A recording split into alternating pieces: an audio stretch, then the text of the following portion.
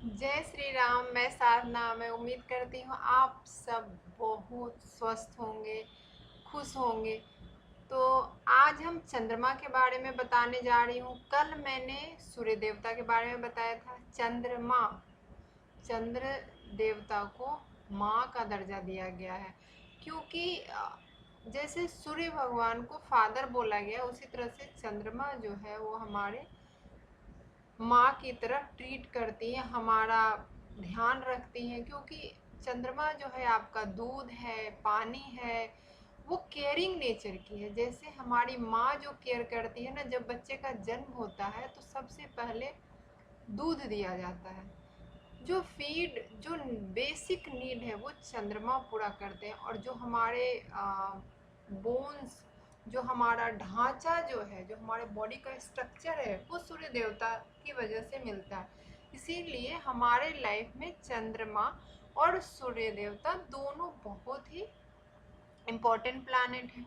आजकल इतनी सारी कोर्सेज हैं, रीप्रोग्राम ऑफ सब कॉन्शियस माइंड। तो जो आपके सब कॉन्शियस माइंड है ना, वो आपके चंद्रमा बताते हैं। सब कॉन्शियस माइंड क्या है?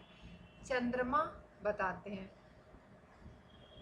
जो भी आपका जो माइंड में जितने भी थॉट्स वगैरह जो भी चलते हैं ना, वो सब कुछ चंद्रमा की वजह से होता है। जिस तरह से चंद्रमा को प्रेडिक्ट नहीं किया जा सकता है, उनकी हर रोज उनको उनके अंदर जो चेंजेस आते रहते हैं, उसी तरह से आप नोटिस करेंगे कि हर रोज आपका जो माइंड है ना, अलग ही शिफ्ट होते रहता है, स्थिर माइंड नहीं रहता है।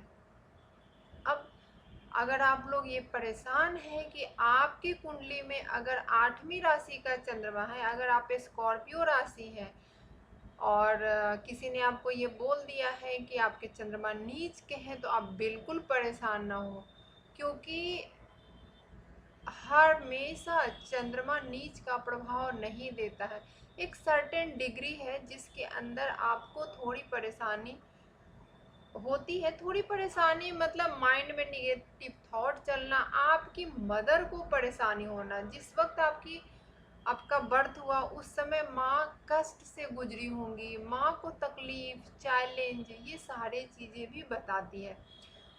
तो सबसे पहले तो आप बिल्कुल, कोई भी नीच का प्लानेट है, बिल्कुल परेशान मत हो। अगर आपके कुंडली में कहीं से भी आपको इन्फॉर्मेशन मिला और आप इस बात को लेके परेशान है, अरे हाँ हमारा तो चंद्रमा नीच का है, मैं क्या करूं, अगर कोई आपको बोल भी देता है, बिल्कुल परेशान ना हो। क्योंकि वो अभी एक लेवल का नॉलेज है। अगर आप उसमें आगे जाएंगे तो आपको पता चलेगा कि आपके चंद्रमा नीच का रिजल्ट नहीं दे रहे हैं। क्योंकि हम जब लाइफ एक्सपीरियंस भी तो करते हैं, नीच के चंद्रमा में लोग डिप्रेशन में चले जाते हैं। और भाव भी मैटर करता है कि आप का जो भाव है, चंद्रमा का जो प्लेसमेंट है ना, वो कैसा है। आज की मैं गोचर कुंडली आप सबके सामने लाई हूँ। अभी चंद्रमा 8वीं राशि में चल रहे हैं। आप इस चार्ट में आप देख रहे हैं कि यहाँ पे जो चंद्रमा है ना, वो 8वीं राशि में चल रहा है।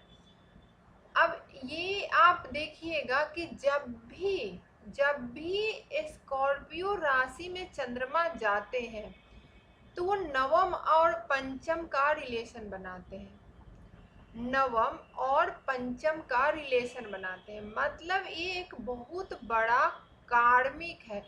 5वां भाव जो होता है आपके पूर्व पुण्य फल का होता है, मतलब पूर्व जन्म का आपके कर्मों का जो फल है, वो आपको 5th हाउस से मिलता है। और 9th हाउस जो है वो आपका लक होता है, आपका भाग्य होता है, आपके फादर होते हैं। क्योंकि फादर के लिए 2 घर देखे जाते हैं, बट बेसिकली 9th हाउस को फादर का, क्योंकि वहाँ पे हमारे पूर्वजों के डीएनए आते हैं। और 9th हाउस हमारे भाग्य का घर होता है। और कहते हैं कभी कभी कुछ होता है तो फादर का भाग्य की वजह से आज वो इस मुकाम पे पहुंचा है। तो जो हमारा भाग्य का घर है 9th हाउस। तो अब देखिए कि आपको पिछले जन्मों के पुण्य के अनुसार आपको ये राशि मिला है, स्कॉर्पियो राशि मिला है। यहाँ पे जो माइंड है ना, थोड़ा स्थिर माइंड है। जैसे आप एक बात को समझिए, चंद्रमा वाटर एलिमेंट है, क्या है, पानी को रिप्रेजेंट करता है। पानी क्या है, अस्थाई नहीं होता है, पानी हमेशा मूव करता रहता है। तो जब हम आठवीं राशि की चंद्रमा की बात करते हैं तो यहाँ पे जो पानी है वो रुका हुआ पानी है, पौंड का पानी है, गंदा पानी है। मतलब ये पानी जो है वो रुका हुआ है, ये बहती धारा नहीं है। अगर हम कैप्री अगर हम कर्क राशि की बात करते हैं, कैंसर राशि की बात अगर हम करते हैं, तो वहां पे पानी क्लीन है, वहां पे पानी का फ्लो है। तो वहाँ जिनका कर्क राशि है, कैंसर राशि है, तो उनका माइंड थोड़ा हैप्पी होता है। बट यहाँ पे पानी जो है वो साफ नहीं है, गंदा पानी है, ठीक है। अगर हम मीन राशि भी वाटर एलिमेंट का है, मीन राशि की बात करते हैं, तो वहाँ पे समुद्र का पानी है, वो बहता पानी है, ठीक है। तो यहाँ पे कोई भी थॉट जो है वो लेके उनके दिमाग में चलता रहता है, थॉट जल्दी बाहर नहीं आता। अब इनको करना क्या, बहुत ज़्यादा पानी का सेवन करना है, चंद्रमा की रोशनी में बैठना है, ये सारे बेसिक रेमेडी है। पानी को वेस्ट नहीं करना, दूध को वेस्ट नहीं करना है, ये सारी चीज़ें हैं। अब हम समझते हैं कि देखिए, जैसे कमल का फूल, जो कमल का फूल होता है ना, वो कीचड़ में रहता है, और जब वो फूल बाहर आता है तो वो भगवान जी पे चढ़ता है। उसको, उस फूल को भगवान को बहुत प्यार है, जैसे लक्ष्मी जी, विष्णु भगवान को, इस सब को कमल का फूल बहुत ही प्यारा। और आप देखिए उसकी वैल्यू भी बढ़ जाती है। तो आपको ये वाली राशि इसीलिए मिला कि आपको बैठ के आंसू नहीं बहाना है, आपको वो करना है जो कमल का फूल करता है। और आपको पता है स्कॉर्पियो राशि में अनुराधा नक्षत्र अगर आपका है, तो अनुराधा नक्षत्र का जो सिंबल है वो लोटस ही है। तो हम यहाँ पे बात करते हैं कि देखिए 11th भाव का जो स्वामी है वो थर्ड भाव। ये वीडियो थोड़ी लंबी होगी, लेकिन आपको डिटेल में शॉर्ट वीडियो में समझ में सही से नहीं आता है, इसलिए मैं थोड़ा लंबा ही मेरा वीडियो हो जाता है। 11th भाव का जो स्वामी है वो चंद्रमा है, और वो कहाँ पे जाके बैठे हैं, थर्ड भाव, तीसरे भाव में बैठे हैं।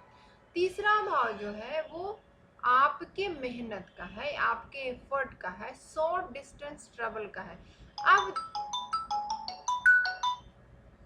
अब आप देखिए, अब आप देखिए कि आपका जो लाभ का घर जो है, लाभ का घर जो है, जिसके स्वामी आपके तीसरे भाव में चले गए हैं। कहाँ चले गए हैं, तीसरे भाव में।